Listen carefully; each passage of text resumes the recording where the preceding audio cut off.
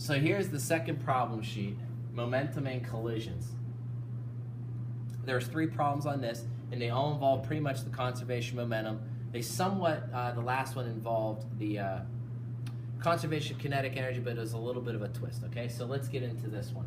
You have 2 cars, one with a mass of 1,200 kilograms, the other one with our end of velocity of 25 meters per second. Second car has a mass, and it says it over here, 1,110 kilograms and a velocity of negative 15.3. They crash into each other, and then after that they remain in contact.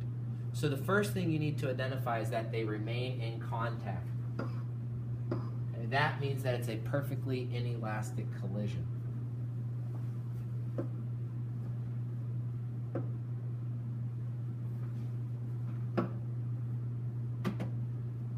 I'm going to begin with the conservation of momentum. And I'm going to do it for a perfectly inelastic collision. So at the end, I have mass 1 plus mass 2 times VF. I'm going to solve for VF. That's what I'm supposed to be looking for. So I have mass 1 V1I plus mass 2 V2I divided by mass 1 plus mass 2. That's it. Okay, the whole trick to this one, it's not really a trick, it's just knowing that it's the perfectly inelastic collision. All right, so let's start plugging the values in.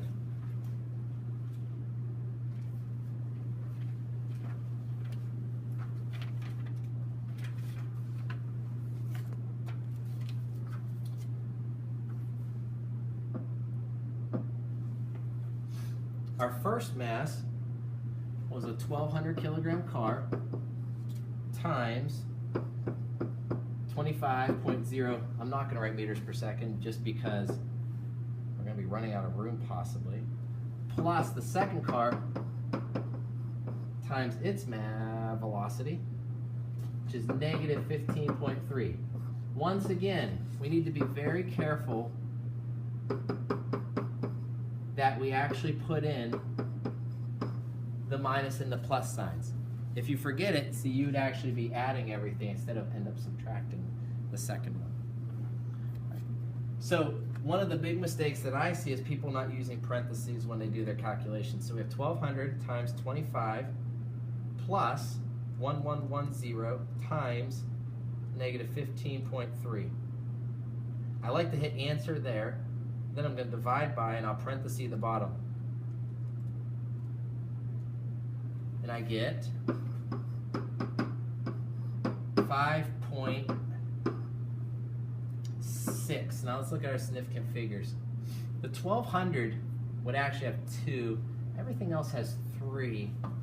But my mass over here has 3. And I measure to the tens. I could probably measure to this tens also. So I'm going to go to the 3 places.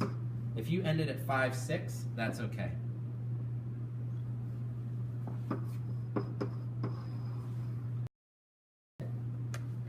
Watch the perfectly inelastic collision. All right.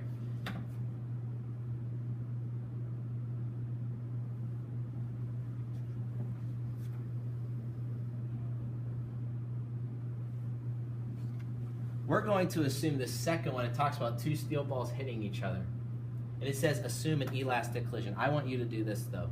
I do not want you to use conservation of kinetic energy. I want you to use the conservation of momentum. All right? So you should have this paper in front of you to look at those values. I am going to go and erase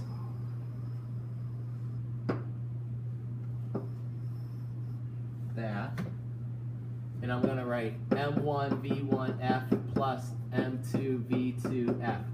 All right, it's not perfectly inelastic anymore, so they do not hit and stick together.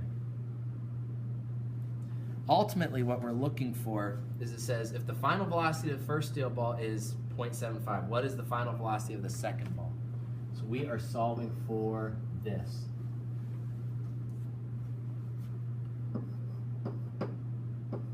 V2F, M1V1I plus M2V2I minus m1 v1 f divided by m2.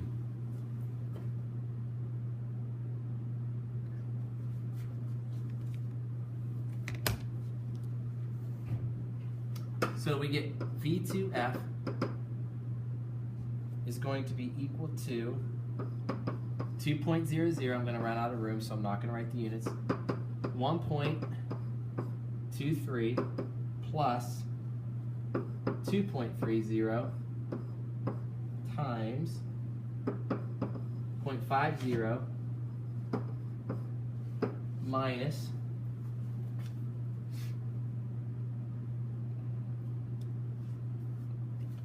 2.00 times the final velocity of the first steel ball, which it says is 0.75. All divided by 2.30 kilograms.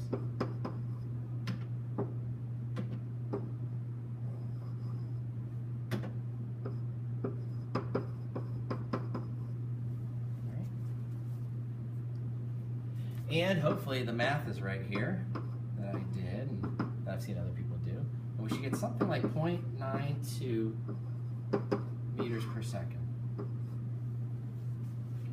Now we could kind of evaluate this. We say to ourselves, well, first ball is less than the second, so it could bounce back. But the first ball is also moving a lot more, over double the velocity of the second ball at the beginning.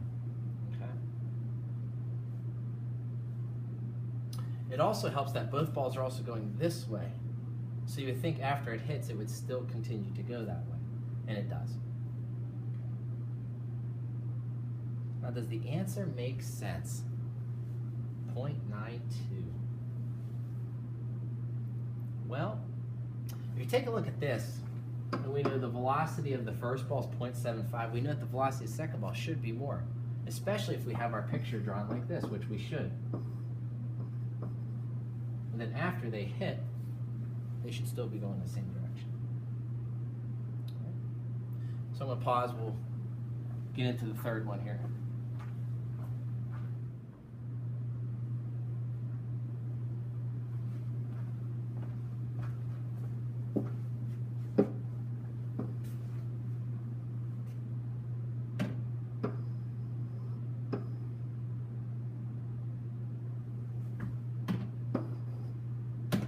Last one I'm going to go ahead and draw right on here, okay? So basically you have a golf club striking a golf ball. Now we know that the golf ball has an initial velocity of 0.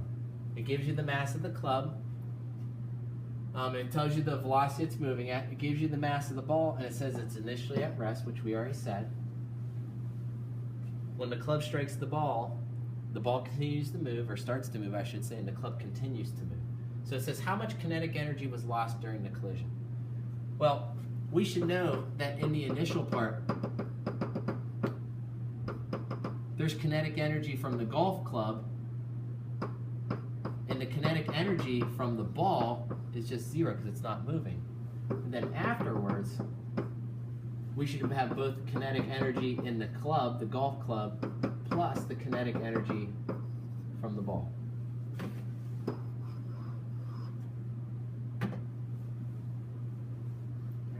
Take a look at that.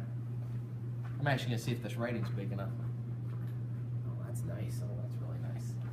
If you remember, the kinetic energy is equal to 1/2 mv squared. So what we're really trying to find is how much energy is lost. So we would assume that the initial is bigger than the final, and that would make sense. So how about we subtract these, and we could say that's how much went away. So I'm going to do my best to write this out.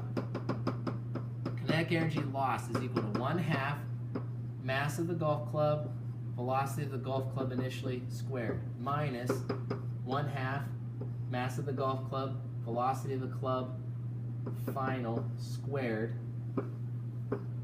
plus, okay, 1/2, and you're going to be careful here and not make a mistake, mass of the ball, velocity of the ball, squared final.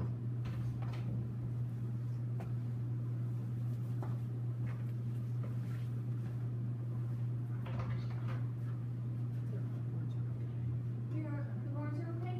I'm gonna erase it. Okay. So, All right. I would just erase it. All right. Thank you, guys. Yep.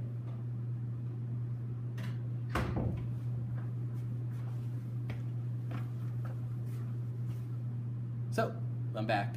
Anyway, there's one mistake here I don't want you to make, and it almost looks like I did. When you subtract the finals, you actually need to subtract both of them, right? So instead of, see if you catch that. It's actually minus this and minus that.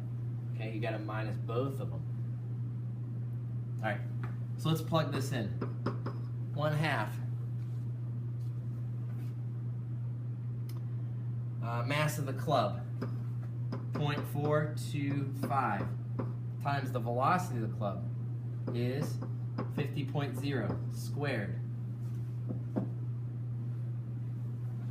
minus 1/2 the mass of the club again, so it's 0.425. Now what was it moving at the end? It went from 50 down to 42. Minus 1/2 mass of the ball, which should be less than the club, and it is, 0.051 times the velocity of the ball final, which is 70 squared. And you'll notice if you look at the kinetic energies, if any of these velocities were happen to be negative, it wouldn't really matter because they would just become positive because you're squaring them. Final answer, if we plug that all in, and please check, is right around 31.